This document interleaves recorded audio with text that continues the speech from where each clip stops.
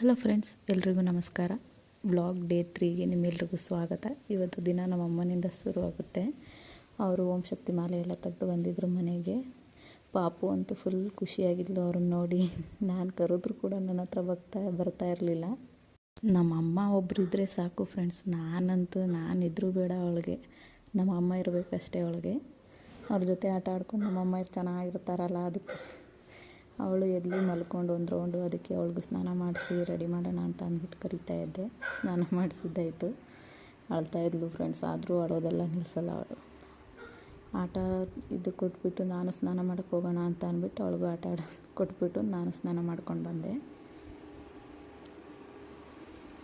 ಆಮೇಲೆ ತಿರ್ಗಾ ಕೆಳಗಡೆ ಹೋಗಿ ನಿದ್ದೆ ಬರ್ತಿತ್ತು ಅಂತ ಇಬ್ಬರು ಮಲ್ಕೊಂಡು ಎದ್ದಿದ್ದಾಯಿತು.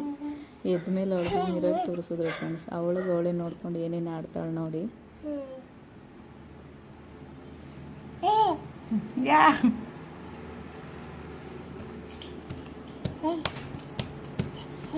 ಅವಳೇ ನೋಡ್ಕೊಂಡು ಖುಷಿ ಪಟ್ಕೊಂಡು ಪಪ್ಪಿ ಕೊಡೋಕೆ ಹೋಗ್ತಾಳೆ ಫ್ರೆಂಡ್ಸ್. ಪಪ್ಪಿದೆ ರುಚಿ ನೋಡಿ ಎಷ್ಟು ಕಾಣಿಸ್ತಾ ಇದ್ದಾಳೆ ಅಂತ ನೋಡಿದ್ರೇ ಒಂಥರ ಖುಷಿ ಆಗುತ್ತೆ ಅವಳನ್ನ.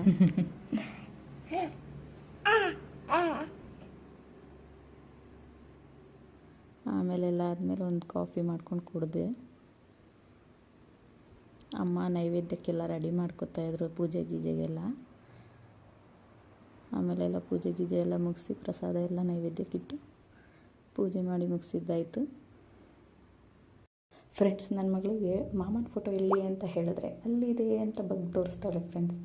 ಆಮೇಲೆ ಅಮ್ಮ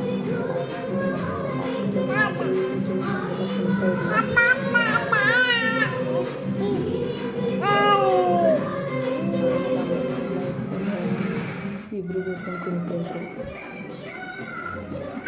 ಇವತ್ತಿನ ಬ್ಲಾಗ್ ಇಷ್ಟ ಆಗುತ್ತೆ ಫ್ರೆಂಡ್ಸ್. ಓಕೆ, ಬಾಯ್. ಓಂ ಶಕ್ತಿ ತಾಯಿ ನಿಮ್ಮೆಲ್ರಿಗೂ ಒಳ್ಳೇದು ಮಾಡಲಿ.